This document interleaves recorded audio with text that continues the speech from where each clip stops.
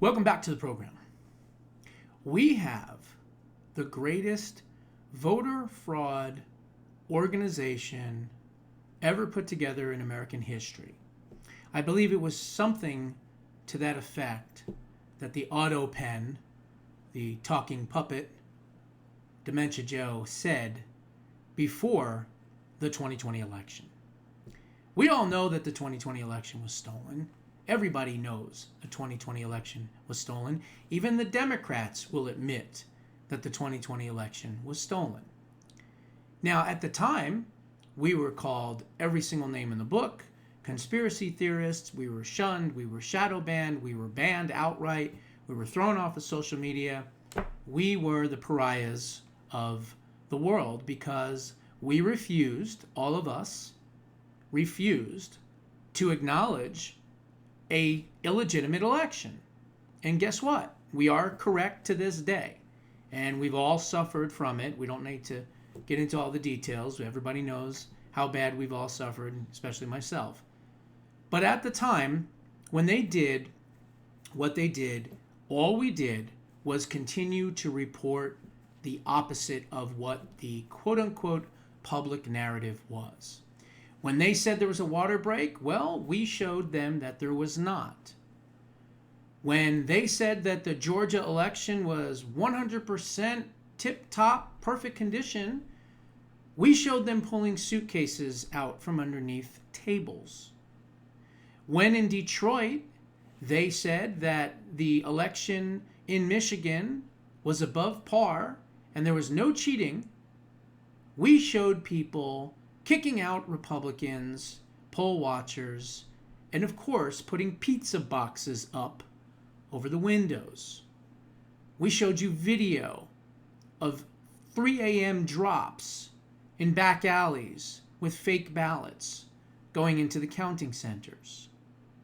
In Arizona, with hundreds of thousands of people online waiting to vote, they called the election. We showed you. We showed you video proof of what they did with the Sharpies and Sharpiegate.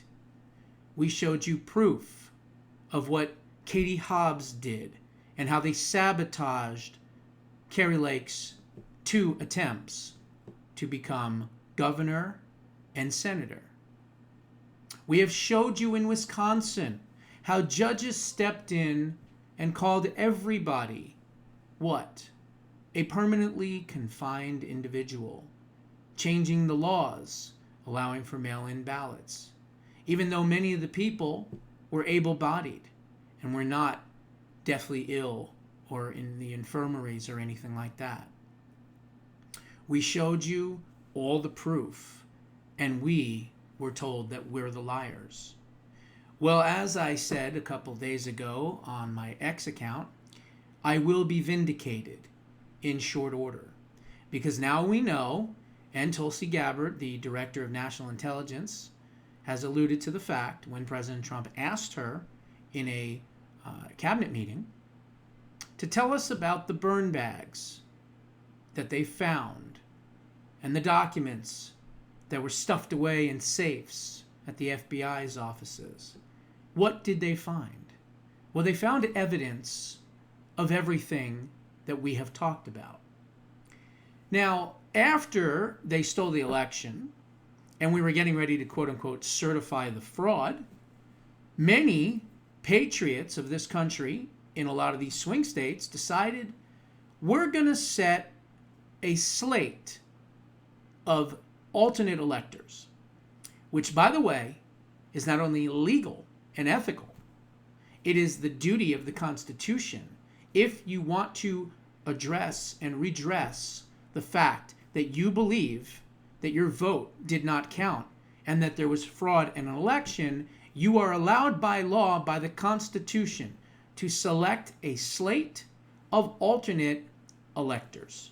And that is exactly what many brave patriots did in a lot of these swing states, where they had to deal with, unfortunately, Soros-funded and owned attorney generals. And now, guess what? Even a judge that was appointed by one of these Soros-funded attorney generals, a judge that was appointed by this attorney general, has thrown out the Michigan alternate electors case.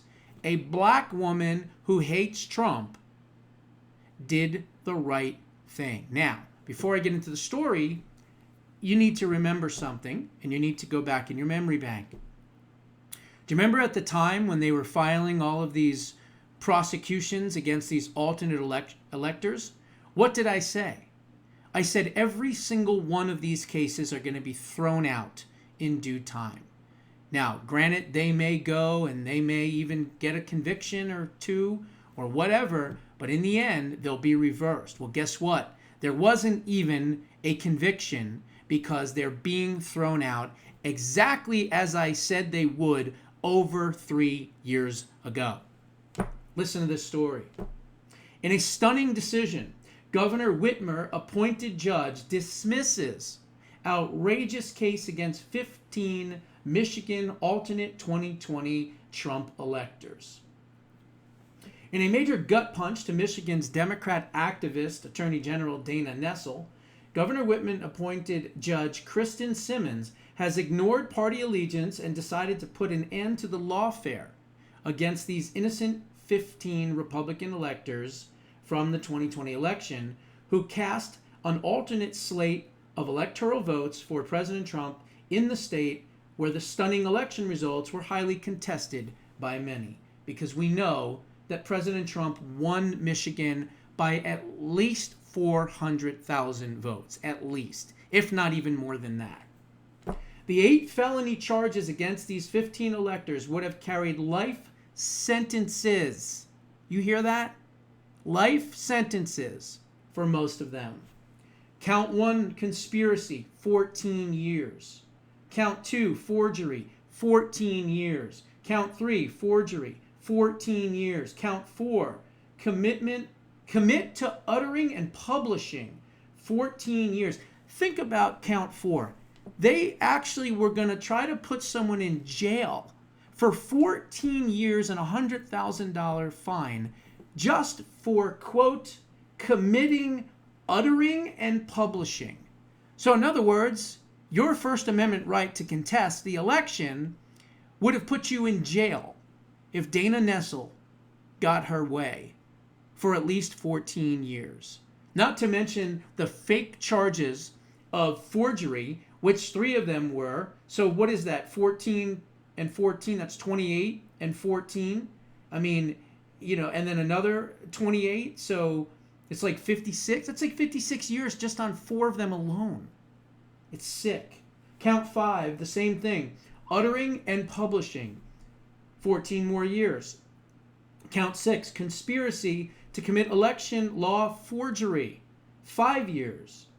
Election forgery again, 5 more years. And count 8, election forgery, another 5 years. You add that all up, if they were convicted of all of these 8 felonies, these bullshit fake felonies, you were talking 100 years in jail for people in their 60s and 70s and 80s, most of them.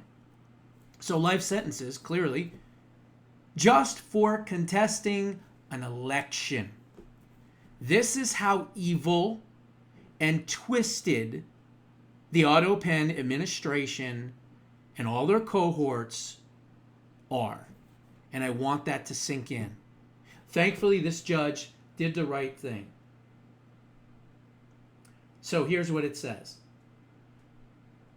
So the judge, well, first and foremost, in a stunning video, Michigan Attorney General Dana Nessel, on a Zoom call with far-left activists, was bragging about how if the judge, in this case, Kristen Simmons, decides to send the alternate electors case to a jury trial, that she will send them to be tried in the deep blue city of Lansing, Michigan, where it is very likely that they won't get a fair jury trial. She was bragging about judicial malfeasance, if you will, because it would have been all blue Democrats, it would have been all blue judges, and these people would have been convicted. Now, in the end, it would have been reversed at the Supreme Court because they didn't do anything wrong.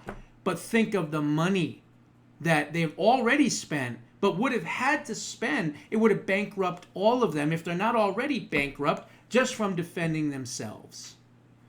So sick. Then she says, Michigan's top law enforcement officer was mocking these 15 mostly senior citizens who are entering to a fair, for not being able to be in a fair trial. It's so insane.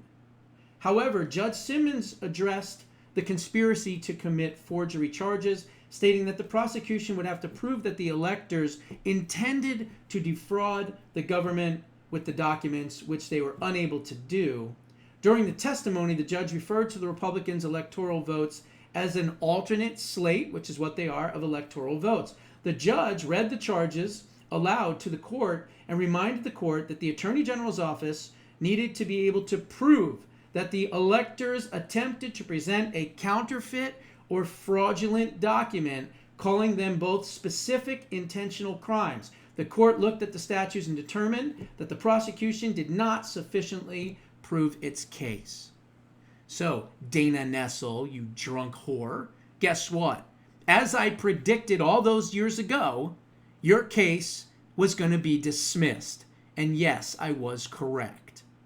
So you can sit on that and rotate. Now, if you think that we have crime under control, look, I've said this before and I'll say it again. The only way Democrats can win elections is through voter fraud. There is no other way. No one in their right mind would sign on for any of their policies. So they know this, and they know that Trump is cracking down, and they know that the only way they can win these elections is to somehow just disregard the law and just do all kinds of fraud, back suitcases, that you're going to see ballots in alleyways, you name it, all of it. But we have to stop them now, because if they can't cheat, they can't win. All right? And here's another example of them cheating. Broward County, Florida officials caught adding over 100,000 ineligible voters back into the voter rolls. That's right. Florida GOP Chairman Evan Power sounded the alarm on Monday on the alleged voter fraud taking place in Broward County, Florida. Now, you may remember, Broward County, before Governor DeSantis, was an absolute disaster. That was where that woman, Sykes, was running Broward County's elections, and they were all fraudulent. They did whatever they could to steal elections. She was eventually, I think, fired and I think indicted on election fraud charges. Well, Broward County and the fraud machine apparently is trying to be resurrected from the grave here. According to Power, the Broward County Supervisor Joe Scott reportedly added 100,000 ineligible voters back into the voter rolls very recently. So let's see.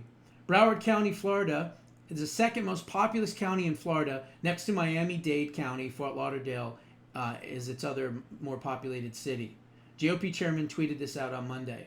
Massive voter fraud is happening in Broward County. Supervisor trying to add over 100,000 ineligible voters back into the voter rolls today. This is clearly fraud. I urge at AG James Ottmeyer and at Cord Bird to look into this immediately. Well, when I saw this, I put at Harmeet Dillon, at Civil Rights Division, at FBI, at Scott Pressler, at Early Vote Action, at Turning Point Action, because I want them to all know about this as well.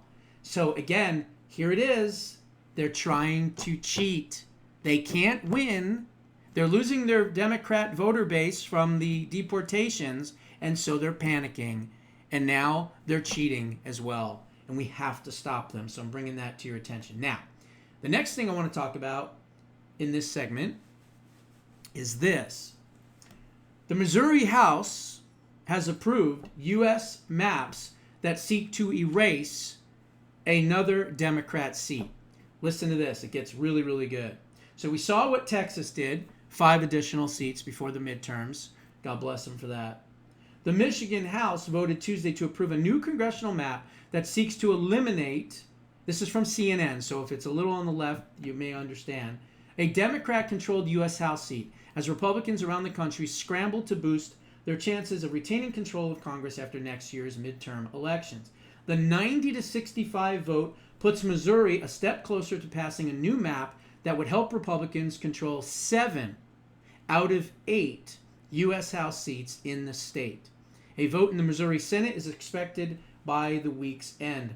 Missouri is the third state to press ahead with redistricting in recent weeks. President Donald Trump and his allies are hunting for opportunities, again, this is CNN, to add more Republican-friendly districts. No, this is to stop the gerrymandering and the cheating that the Democrats have done for 4 decades and right the ship. Okay, let's call it what it is.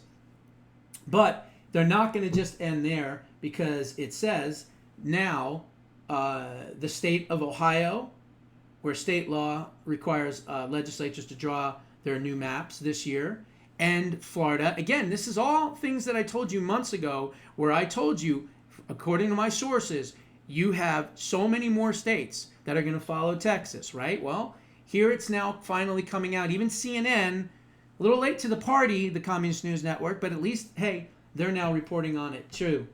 Donald Trump and his allies are hunting for opportunities, yada, yada, yada. Full control of state governments. That includes Ohio, where a state is getting ready to redraw their maps, as well as Florida, which is what I said, Indiana, and South Carolina. Do you remember? I want you to remember, it was only 2 months ago, a month and a half ago, I named those exact states, including Utah, by the way. I was right 100%.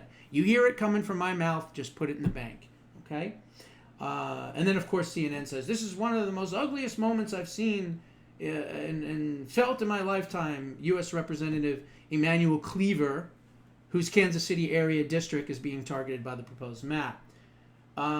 However, once this goes through, now we're finding out there's a couple more states to talk about.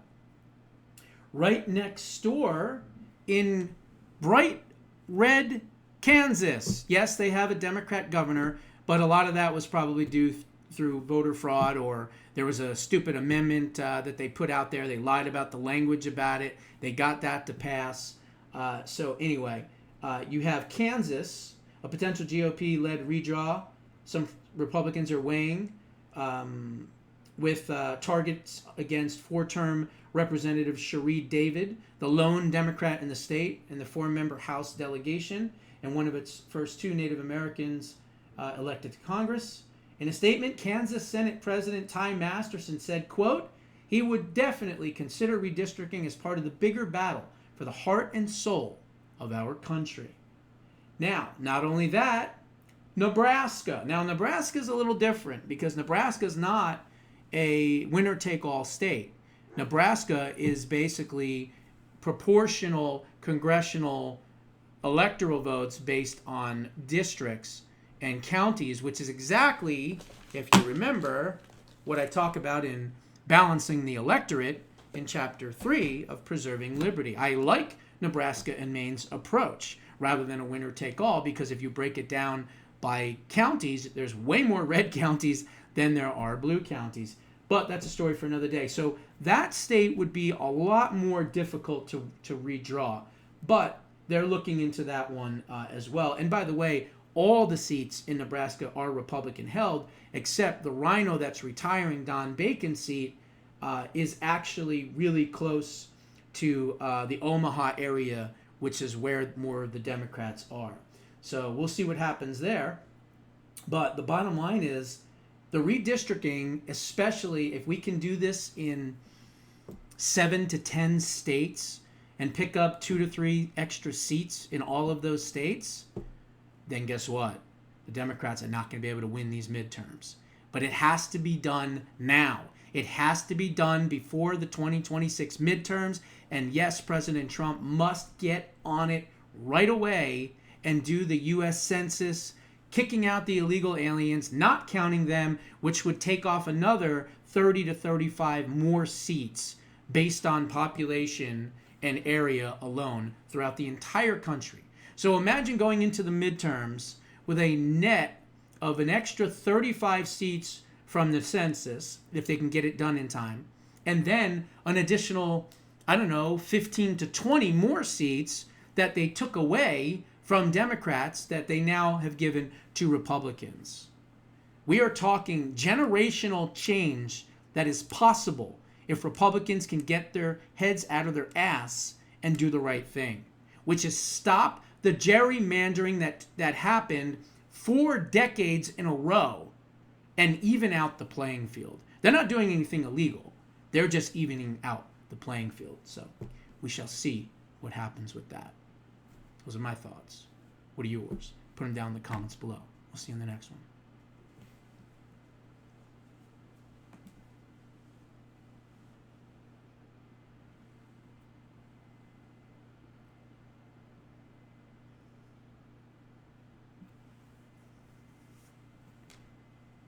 Welcome back to the program. So I'm going to just do 2 segments tonight because the first segment was long and this one's going to be long as well instead of doing my normal 3. The Supreme Court is, I would say for the most part, coming through, okay? Exactly as I predicted they would. I have called a lot of these decisions by these lower court judges and these district court judges and these, injunction idiots, right? I've called them judicial gnats, okay? And that's what they are. They're judicial gnats. They fly around, they buzz around, they make a lot of noise, they annoy you, they get in your ear, right? But the bottom line is eventually they're going to hit and they're going to get the fly swatter, which is the Supreme Court. And we've been seeing it over and over and over again. But it is extremely important that Thune changes the rules of the Senate and puts all of these judges that they've been holding up, that Schumer's been holding up, into these positions. So we won't even have to deal with the judicial gnats. They'll just automatically not be there because they'll be drowned out by all the Trump judges. Yeah, an occasional one here and there, but they won't get much traction from that. And we're going to need these judges because, God forbid, if something happens in 2028 and beyond, we're going to need all of these Trump judges on these benches around the entire country to combat all the leftism that they would try to push on all of us. So keep that in mind. You always have to think ahead, not just what's happening right now. Appeals court smacks down another Obama judge dismissing the Democrat state lawsuit that was challenging mass firings of probationary workers. Now, one of the things that I talked about in Preserving Liberty was going and changing again. Okay, well, let me back up. So President Trump in his first term changed their scheduling so that you could fire employees, right? Federal employees. And he changed it to what's known as Schedule F. Well, as soon as the Otto Penn administration stole power in 2020, that was one of the first things they did by executive order. They put back in the ability so that you can't fire these federal employees, and they got rid of or banned Schedule F, right? Well, the first thing that President Trump did when he came back into office was he reissued Schedule F so that you can fire these federal workers. Now, of course, at that time, all these left-wing judges that were put in by Schumer at the very end were fighting against this, and they were saying you can't fire this person, you can't fire that person. Boasberg says this one says that, right? We lived through it the last 6-7 months. I don't need to rehash it all. You remember it all. Well, the bottom line is everything, as these judicial gnats are finding out, is being slapped down by the Supreme Court. And here's yet another one. So the Fourth Circuit, this was actually the Fourth Circuit, not even the Supreme Court. The Fourth Circuit Court of Appeals in a 2-1 decision said that the 19 blue states, and remember, they did a big giant lawsuit with all these different states trying to make it more powerful. Well, the truth is that you're allowed to fire federal workers if you're the president of the United States. So the 19 blue states did not have the legal standing, there it is, to sue the Trump administration over these mass firings. Remember, Bill Clinton fired like 350 to 400,000 federal workers. Was there a peep from anyone on the right or the left? No. There was no injunctions issued against it. So, if it's Trump, of course there is, right? Federal Appeals Court on Monday rejected a lawsuit filed by a group of states that challenged the mass firings of thousands of federal probationary workers. The U.S. Court of Appeals for the 4th District divided in a 2-1 decision, finding that the 19 states and the District of Columbia did not have legal standing to sue over the large-scale terminations. The appeals court sent the case back to the federal district court with directions to dismiss it. We acknowledge that the abrupt and indiscriminate dismissal of the probationary employees here exacted all too human costs upon those affected, Judge Harvey Wilkinson wrote for the two-judge majority. But this real impact on the employees who are not parties here cannot govern our review. So that was one decision. Another decision was this one. The Supreme Court has come through again, allowing President Trump to freeze billions of dollars in foreign aid. This is the U.S. aid and the money laundering operation that the Democrats have been running for probably decades, and they were the slush fund that was going through U.S. aid. Well, here's what we have. Supreme Court Chief Justice Roberts on Tuesday temporarily allowed President Trump to freeze $5 billion in foreign aid. The D.C. Circuit Court of Appeals last Friday sided with a radical Biden judge and said that President Trump could not unilaterally cut billions of dollars in foreign aid. Last Wednesday, U.S. District Judge Amir Ali, a Biden appointee, blocked President Trump from cutting billions of dollars in U.S. aid and foreign aid that Congress had authorized. Trump immediately appealed Judge Ali's ruling. President Trump has the executive authority to ensure that all foreign aid is accurate and accountable to taxpayers and aligns with the America First priorities people have voted for, White House spokesperson Anna Kelly said in a statement to Reuters. On Friday, a three-judge panel ruled 2-1 against President Trump. The three-judge panel included majority Pillard, an Obama judge, Pan, a Biden judge, and the lone dissent, Walker, was a Trump judge, which is why we've got to make sure that Thune gets these judges in these positions on the appeals courts and the lower courts immediately, because they are holding up these judicial nominees, okay? And it's terrible that they're doing so. Chief Justice Roberts issued a brief order allowing President Trump to freeze the billions in foreign aid while the High Court decides the next step. So what does this mean? Well, it's temporary, but they're doing this now, and they're going to revisit the case. I believe that they're going to make this order permanent in the near future. Okay, so that's another one. And then I will end with this, which I am not going to make a prediction, but I am going to say, based on this move, it's very promising, let's just say. In a very rare move, the Supreme Court agrees to fast-track President Trump's tariff case. Now, remember, months ago, some podunk, no power, international court of bullshit in New York, with a bunch of liberals, decided to go after President Trump and try to stop his tariffs. Well, they, of course, appealed that decision. It went then to another court, and they upheld that decision. But now the president is appealing it directly to the Supreme Court. So we'll talk about that. U.S. Supreme Court on Tuesday agreed to fast-track President Trump's tariff case. The High Court will hear arguments the first week of November.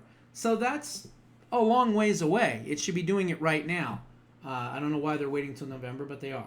As reported late last month, the United States Court of Appeals for the Federal Circuit rejected President Trump's authority to impose sweeping tariffs in a 7-4 decision. Again, all liberals on that court. The government appeals a decision of the Court of International Trade, setting aside 5 executive orders that impose tariffs of unlimited duration on nearly all goods from nearly every country in the world, holding that the tariffs were not authorized by the International Emergency Economic Powers Act, 50 U.S.C. 1701, blah, blah, blah, blah, blah, because we agree that IEEPA's grant of presidential authority to regulate imports does not authorize the tariffs imposed by the executive orders we affirm, the Federal Appeals Court said. In May, the Court of International Trade in New York said President Trump exceeded his authority to impose tariffs under the International Emergency Economic Powers Act of 1977. The DOJ immediately appealed the federal court's ruling on Trump's tariffs. So, let's see. It says, at POTUS, Trump found there was a national emergency and took action under the law by imposing tariffs. The judges of the federal circuit court are interfering with the president's vital and constitutionally central role in foreign policy. This decision is wrong and undermines, this is from Attorney General Pam Bondi here, um, undermines the United States on the world stage, the Justice Department will appeal this decision and continue to fight to restore the president's lawful authority. Now, as I was saying on this one, I'm not going to make a prediction. However, when they fast track something, it means it's extremely important. And this is an extremely important one because they're talking about $1 trillion in refunds. Not to mention the fact that it weakens us, it makes us look stupid, and more importantly, it allows all these countries that have been taking advantage of us for many, many years and decades the ability to continue to do that. And it weakens President Trump on the global stage, and it takes away some of our leverage, if you will, for national security reasons and to make our country more wealthy. Scott Bessent has talked about it. Others have talked about it. There is a backup plan in case this does go south on us, but it's not nearly as powerful as being able to levy these tariffs, which, as the President of the United States, under his authority and executive authority, he can do this. This is judges interfering with foreign policy that they have nothing to deal with, okay? So all I'll say is the fact that they're fast-tracking this and the fact that they are doing all these other decisions that have been in our favor, I'm cautiously optimistic on this one as well. Those are my thoughts. What are yours? Put them down in the comments below. We'll see you on the next one.